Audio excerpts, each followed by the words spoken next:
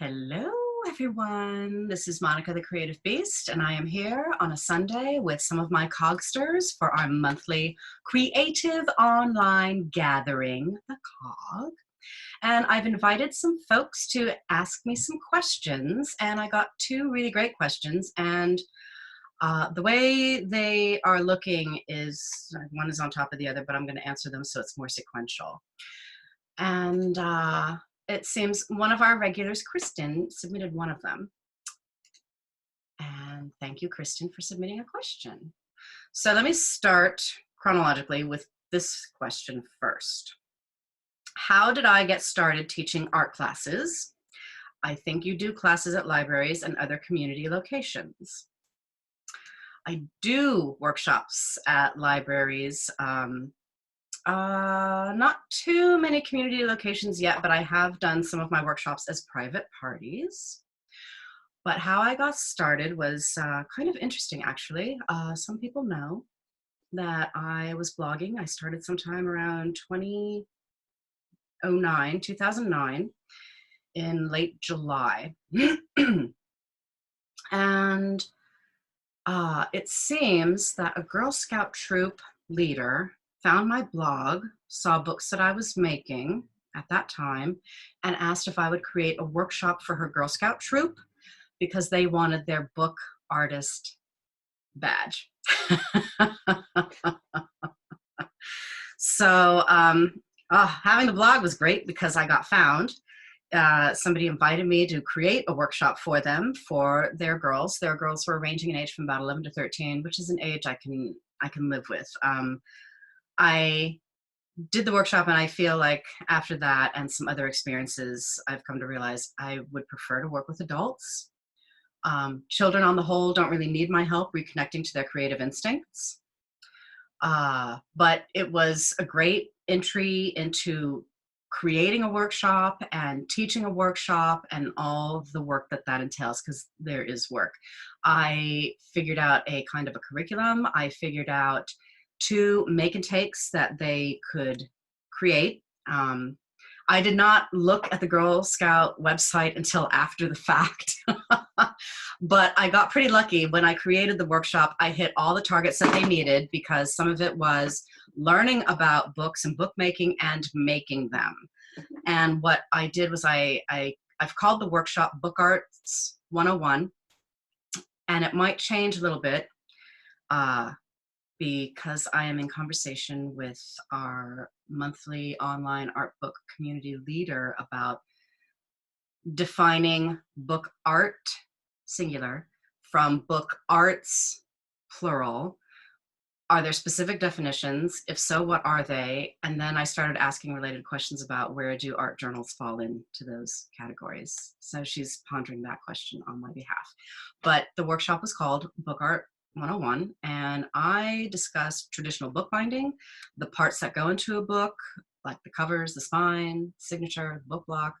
I talked about art books. I had a little slideshow of some of my favorite book artists who make these beautiful recycled or altered books that are artsy, or they use recycled, repurposed materials to make these beautiful, artful books.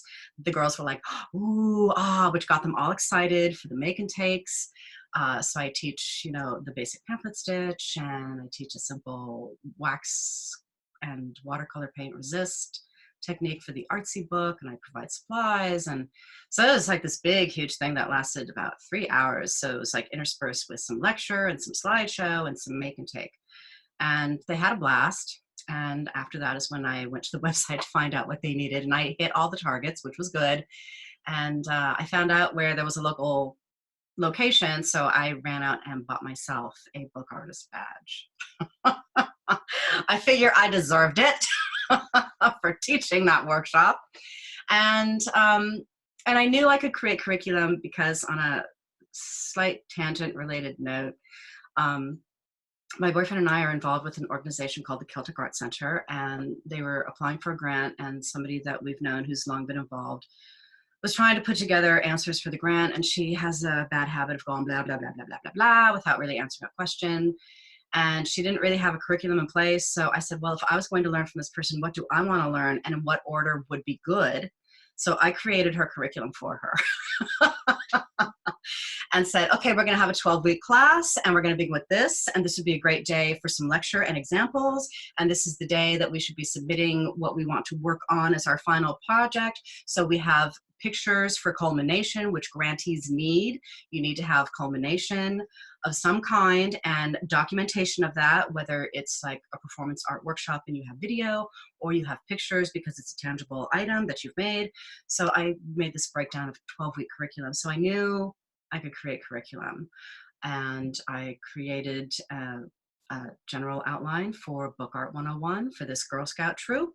And I did it, and I teach it occasionally here and there. Sometimes I break it up into 2 parts, so it's a lecture slideshow-based event to get people excited to come back for Make and Takes the following week. So that's how I got started with workshops, was around 2011 maybe. So that's how I got started with creating workshops.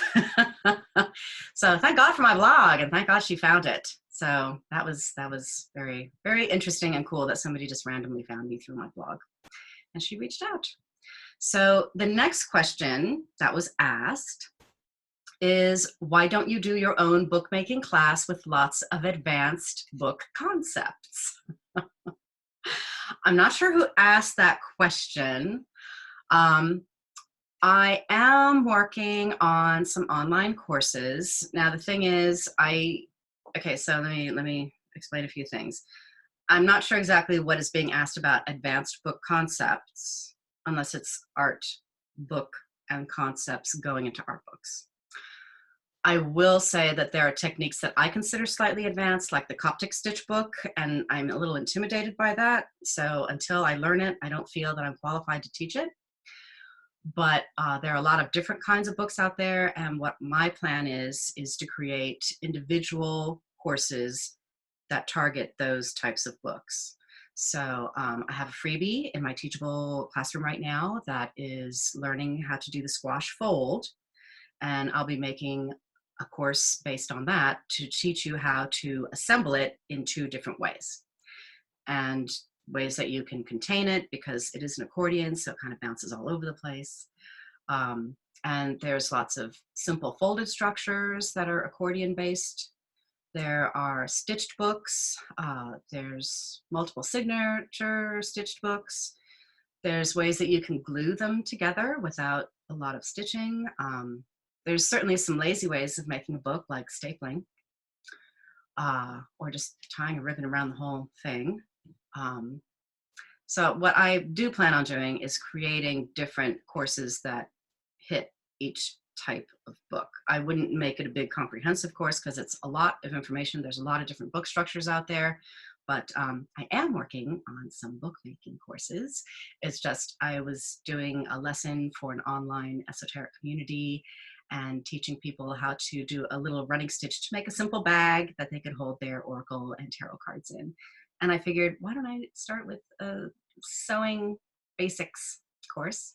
So that's also in my Teachable classroom. And you learn about the tools from needles to pins.